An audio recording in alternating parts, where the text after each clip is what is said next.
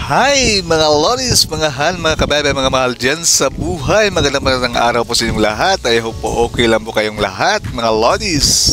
Ito po ay yung DJ Maki 101.1 Team Power Flowers po, ang DJ ng mga buhay ninyo. Sana all. Hello guys, kumusta po kayong lahat guys? I hope po okay lang po kayong lahat at safe na safe po at nag-enjoy pa din po sa pagiging content creator po. Alright guys, ipagpapatuloy na po natin yung kwento ng asawa kong mayaman. Sana all mayaman yung mga asawa lodis. Ang swerte naman ni Kenyo. Eto na guys, huwag na natin patagalin guys. Nang marinig ang mga salita ni Chinyu, agad na natahimik si Wei Jiang.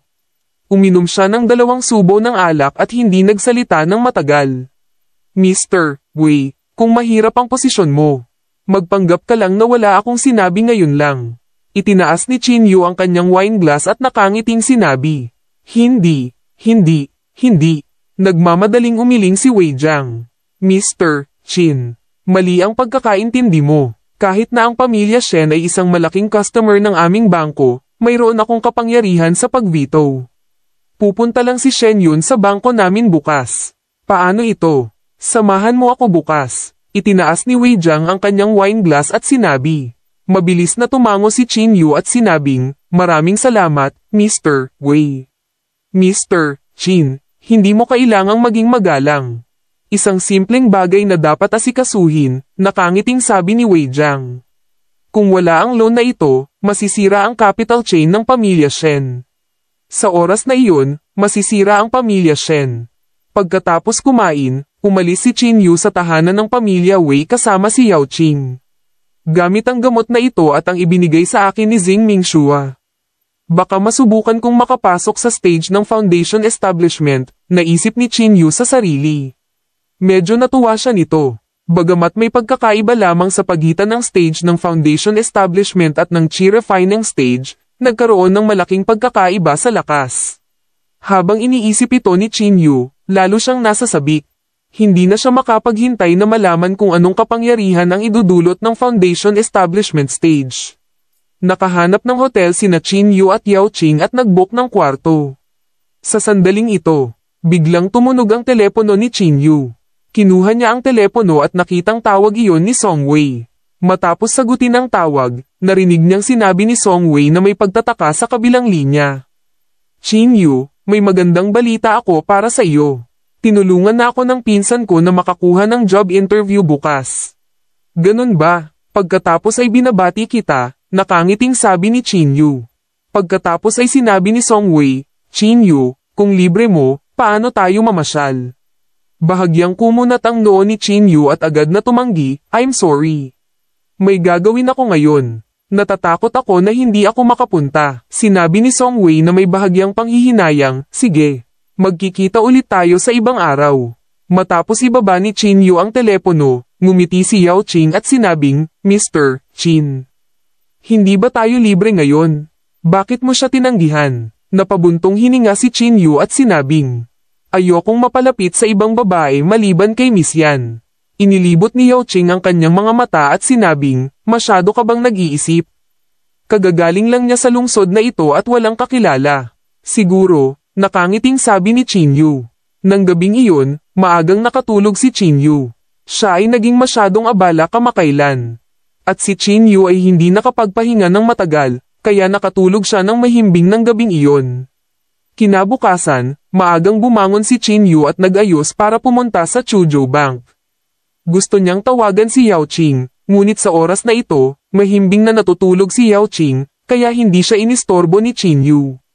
Pagkalabas ng bahay, sumakay si Chinyu ng taxi at dumiretso sa Chuzhou Bank. Bilang pinakamalaking bangko sa lalawigan ng Chuzhou, ang Chuzhou Bank ay natural na mayroong walang katapusang stream ng mga customer. May usap-usapan na ang kanilang mga deposito ay kabilang sa pinakamataas sa buong bansa. Sa pasukan, mayroong lahat ng uri ng mga mamahaling sasakyan, tulad ng Bentleys, Rolls-Royces, Maybach, at iba pa. Lahat sila ay mga komersyal na modelo, na sapat na upang patunayan ang katayuan ng Chuzhou Bank sa mata ng mga negosyante. Nang papasok na si Chinyu sa pinto, bigla siyang tinapak sa balikat. Chinyu, Nandito ka rin talaga. Lumingon siya at nakita si Song Wei na nakatayo kasama ang isang lalaki. Nagulat si Chin Yu, Song Wei. Anong ginagawa mo dito? Ngumiti si Song Wei at sinabing, nandito ako para magtrabaho. Ngayon, dadalhin ako ng pinsan ko para makita ang manager nila at mag-a-apply sa posisyon. Ano naman sa iyo? Nandito ka rin ba para magtrabaho? Tanong pabalik ni Song Wei. Umiling si Chin Yu at sinabing, hindi. Narito ako para hanapin ang presidente ng bangko. Presidente ng bangko. Bago pa makapagsalita si Song Wei, hindi napigilan ng kanyang pinsan na matawa. Medyo nabusog ka sa sarili mo. Alam mo ba ang katayuan ng presidente ng Chuzhou Bank? Umiling ang pinsan niya at sinabing. Napangiti si Chin Yu at hindi nagpaliwanag. Chin Yu, kung naghahanap ka ng trabaho, baka matulungan ka ng pinsan ko. Ngumiti si Song Wei at sinabi. Okay. Kung gayon, maraming salamat, casual na sagot ni Chin Yu. Ang iilan sa kanila ay nag-uusap habang naglalakad patungo sa Chuzhou Bank. Nalaman nila na ang batang ito ay tinatawag na Lian, at siya ay anak ng tiyuhin ni Song Wei. Sa pagkakataong ito, kinailangan ni Lian na humila ng maraming string para matulungan si Song Wei na makahanap ng trabaho bago niya mahanap ang manager ng Chuzhou Bank. Hindi pa dumarating si Wei Jiang, at walang magawa si Chin Yu. Kaya sinundan niya si Song Wei sa opisina ng manager. Huwag kang magsalita mamaya, si Mr. Zhang ay isang malaking shot. Huwag mo siyang saktan, babala ni Lian bago pumasok sa pinto. Mabilis na tumango si Song Wei at sinabing, alam ko. Huwag kang mag-alala, ganun din sa iyo, sumulyap si Lian kay Chin Yu at sinabi. Tumango si Chin Yu. Pagkatapos noon, itinulak nila ang pinto at pumasok sa opisina ng manager. Pagpasok pa lang nila ay nakita nila ang manager na nakayakap sa isang babaeng naka-business suit. Nang makita niya si Chin Yu at ang iba pa, ang babae ay nagmamadaling tumalon mula sa paa ng manager. Ano ang nangyayari sa iyo? Hindi ka ba marunong kumatok kapag papasok ka? Medyo hindi nasisiyahang sabi ni Jizang. Mabilis na ngumiti si Lian nang humihingi ng tawad at sinabing, I'm sorry, Mr. Zhang. Masungit kami. Ikinaway ni Mr. Zhang ang kanyang kamay at tumingin sa babaeng naka-business attire. Sabi niya, maaari kang lumabas muna. Okay, Mr. Zhang. Tumango ang babaeng naka-business attire at lumabas ng opisina. Pagkaalis niya, mabilis na kinaladkad ni Lian si Song Wei sa harap ni Mr. Zhang. Mr. Zhang, ito ang aking pinsan. Si Song Wei. Sinabi ko sa iyo last time. Tumango si Lian at yumuko. Tumingin si Mr. Zhang kay Song Wei, at biglang nagningning ang kanyang mga mata. Napakaganda talaga ng babaeng ito. Ito ang iyong pinsan. Mabilis na binago ni Jizang ang kanyang saloobin.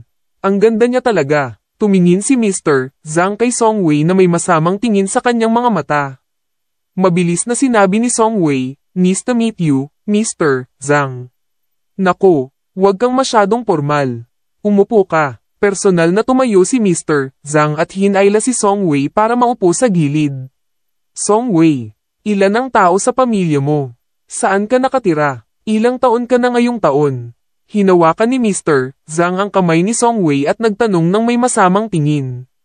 Medyo awkward ang ekspresyon ni Song Wei. Nagmamadali niyang inilabas ang kanyang kamay at isa-isang sinagot ang mga tanong ni Mr. Zhang.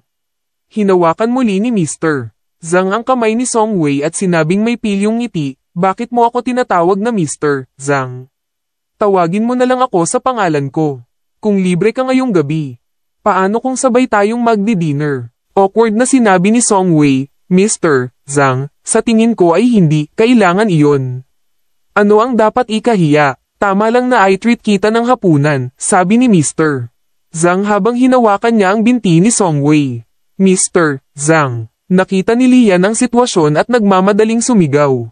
Ngunit walang pakialam si Jizang. Hindi siya nagsalita at inilagay ang kanyang kamay sa binti ni Song Wei. Itinulak ni Song Wei ang kamay ni Mr. Zhang at tumayo. Mr. Zhang, mangyaring magkaroon ng respeto sa sarili. Nang makita niya ang ugali ni Song Wei, unti-unting nagdilim ang ekspresyon ni Mr. Zhang. Nagsindi ng sigarilyo si Mr. Zhang at malungkot na tumingin kay Lian. Lian, binigyan ko lang ang pinsan mo ng pagkakataong ito dahil sa kaibigan mo, panunuya ni Mr. Zhang. Oo, Oo, Mr. Zhang, naiintindihan ko. Mabilis na tumango si Lian at yumuko. Nagpatuloy si Jizang, ngunit ang iyong pinsan ay masyadong walang galang, hindi ba? Bakit ang hirap itrato sa kanya ng pagkain? Nang marinig ang mga salita ni Jizang, hindi mapigilan ni Qin Yu na magmura sa loob. Kahit na ang isang hanggal ay makikita sa kanyang mga iniisip. Napangiti si Lian na nahihiya at sinabing, Mr. Zhang, ang aking pinsan ay isang malinis na babae. Kung gusto mo talagang magsaya, I'll make arrangement tonight. Ginagarantiya ko na masisiyahan ka. FCK ka. Nang marinig ito, ibinato ni Jizang ang upos ng sigarilyo sa kanyang kamay kay Lian. Lian, anong F*CK ang sinasabi mo? Kulang ba ako sa pera o ano? Sabi ni Mr. Zhang na may malamig na ekspresyon. Nakatayo roon si Lian na mukhang sobrang nahihiya. Kahit nagalit siya, hindi siya naglakas loob na magwala. Lian, hayaan mong sabihin ko sa iyo ang totoo. Gusto ko lang makipaglokohan sa pinsan mo. At tiyak na gagawin ko ito, sabi ni Mr. Zhang na may kasamang panunuya. Ang ekspresyon ni Song Wei ay naging sobrang pangit. Tumingin siya kay Lian na may bahagyang pag-aalala. Sumulyap si Qin Yu kay Lian, na parang gusto niyang makita ang kanyang saloobin. Si Lian ay nakatayo roon nang walang sinasabi ng mahabang panahon. Kinagat niya ang kanyang mga ngipin at sinabing, Mr. Zhang. Tatalikuran na lang natin ang trabahong ito. Pagkatapos sabihin iyon, pumunta si Lian sa tabi ni Song Wei at sinabing, let's go. Tumigil ka, ngumisi si Mr. Zhang. Sabi ko, akin ang babaeng ito for sure. Kung aalis ka ngayon, hindi ka lang mawawalan ng trabaho, kundi tatalikuran mo rin ako, agresibong sabi ni Mr. Zhang. Nang marinig niya ito, mas naging pangit ang ekspresyon ni Lian. Bilang tagapamahala ng Chuzhou Bank, kilala ni Jizang ang maraming mahusay na konektadong mga negosyante. Kung gusto niyang sirain ng isang tao, ito ay isang piraso ng cake. Hindi pa huli ang lahat para magsisi ngayon, walang pakialam na sabi ni Jizang. Kinagat ni Lian ang kanyang mga ngipin, huminga ng malalim, at sinabi, Mr. Zhang. Lumapit ka lang sa akin. Wala itong kinalaman sa pinsan ko. Nakaramdam ng kaunting puso si Qin Yu sa loob. Tila hindi masamang tao si Lian. Hindi bababa sa hindi siya isang taong ibinenta ang kanyang pamilya para sa kanyang sariling mga benepisyo. Let's go, bulong ni Song Wei kay Qin Yu. Gayunpaman, umiling si Qin Yu. Hinailan niya pabalik si Song Wei at nakangiting sinabi, gusto mo ba talaga ang trabahong ito? Sabi ni Song Wei na may mapait na ngiti, syempre. Nag-aral akong mabuti sa loob ng maraming taon at sa wakas ay nagtapos ako ng master's degree. Hindi ko inaasahan na mapahiya ako ng ganito kapag naghahanap ng trabaho. Napabuntong hininga din si Qin Yu sa loob. Dahil sa mga taong tulad ni Jizang. Lalong naging mahirap ang buhay ng mga kabataan. Inabot ni Qin Yu at tinapak ang balikat ni Song Wei habang sinasabi, huwag kang mag-alala. Hahayaan kitang makuha ang gusto mo at magtrabaho sa Chuzhou Bank. Tama na, itigil mo na ang panloloko. Hindi napigilan ni Lian na huminga. Galing ka sa labas ng bayan. Paano ka nagkaroon ng kakayahang gawin iyon? Hindi nagpaliwanag si Qin Yu. Tumalikod siya at naglakad patungo kay Mr. Zhang, pagkatapos ay umupo sa desk ni Mr. Zhang. Natigilan si Mr. Zhang. Pagkatapos ay galit niyang sinabi, nililigawan mo ba si kamatayan? Umalis ka dito dali. Tinitigan ni Qin Yu si Mr. Zhang at walang pakialam na sinabi.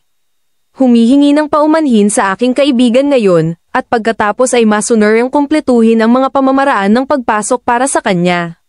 Pagkatapos ay maaari ko itong i-slide. Nang marinig ang mga salita ni Qin Yu, hindi napigilan ni Jizang na matawa at sinabing, saan nanggaling ang tandang ito? Hayaan itong dumausdos. Sino ka sa tingin mo? Ngumisi si Qin Yu at sinabing, ito na ang huling babala ko sa iyo. Babala may asterisk SS, walang karagdagang abala, binato ni Mr. Zhang ng suntok si Qin Yu. Itinaas ni Qin Yu ang kanyang kamay at hinawakan ang kamao ni Mr. Zhang. Pagkatapos, hindi makagalaw si Mr. Zhang. Ikaw, bitawan mo ako, o hindi kita mapapatawad. Panik na sabi ni Mr. Zhang. Sumugod din sina Song Wei at Lian. Qin Yu, bitawan mo siya para sa akin. Kalimutan mo na ito at umalis na tayo, okay? Panik na sabi ni Songwei. Ngumiti din si Lian at sinabing, Mr. Zhang. Dumating lang ang kaibigan ko sa Chuzhou at hindi alam kung paano kumilos. Ikaw, huwag kang magalit. Nang marinig na kagagaling lang ni Chinyu sa Chuzhou, mas lumakas ang loob ni Mr. Zhang. He cursed loudly, how dare you cross me? Sinasabi ko sa iyo, hinding-hindi kita mapapatawad. Mula ngayon, makakalimutan mo na ang pananatili sa Chuzhou. Nakangiting sabi ni Mr. Zhang. Agad na napuno ng kawalan ng pag-asa sina Songwei at Lian. Galit na sinabi ni Lian, kung gusto mong maghukay ng sarili mong libingan, gawin mo ito sa iyong sarili. Bakit tayo hinihila dito? Dahan-daang binitawan ni Chinyu si Mr. Zhang. Pagkatapos ay kinuha ang kanyang telepono para tawagan si Wei Jiang. Ngunit naisip ni Ji Zhang na natatakot si Chinyu. Agad niyang itinuro ang ilong ni Chinyu at pinagalitan. Ngayon alam mo na dapat kang matakot. Hayaan mong sabihin ko sa iyo, huli na. Kahit lumuhad ka pa at magmakaawa sa akin, hindi kita patatawarin. Hindi siya pinansin ni Chinyu. Inilabas niya ang kanyang telepono at tatawagan na sana si Wei Jiang nang unang tumawag si Wei Jiang. Matapos makonekta ang tawag, sinabi ni Wei Jiang sa telepono, Mr. Chin, nasa opisina na ako. Kailan ka pupunta? Sinabi ni Chinyu sa malungkot na boses, Mr. Wei, nasa opisina ng manager mo ako ngayon. Nimolestiyan niya ang isang nasasakupan at nagbanta na paalisin ako sa Chuzhou. Natigilan si Wei Jiang at nagmamadaling nagtanong, Mr. Chin, saang opisina ng manager ka naruroon? Mr. Zhang, sabi ni Chinyu. Okay, please wait a moment. Pupunta ako dyan, nagmamadaling sabi ni Wei Jiang. Alright guys, thank you so much po. Natapos na naman po yung panibagong kabanata po natin mga Lodis. I hope po nag-enjoy po kayo at nagustuhan niyo po yung panibagong kabanata po ng asawa kong mayaman. Sana all lang po talaga mga Lodis. Alright guys, thank you so much po. I hope po i-share niyo po yung video kung nagustuhan niyo po and paki-like na lang din po. Maraming salamat po. Ito po yung DJ Maki 101.1 Team Power Flowers po. Bye-bye!